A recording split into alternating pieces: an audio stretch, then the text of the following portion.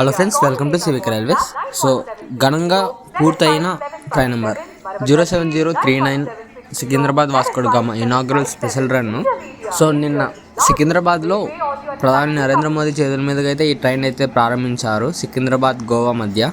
So front వచ్చేసి train Kurnool city railway స్టేషన్కి అయితే మొదటిసారి ప్లాట్ఫామ్ నెంబర్ 2కి అయితే ఎంటర్ అవుతుంది.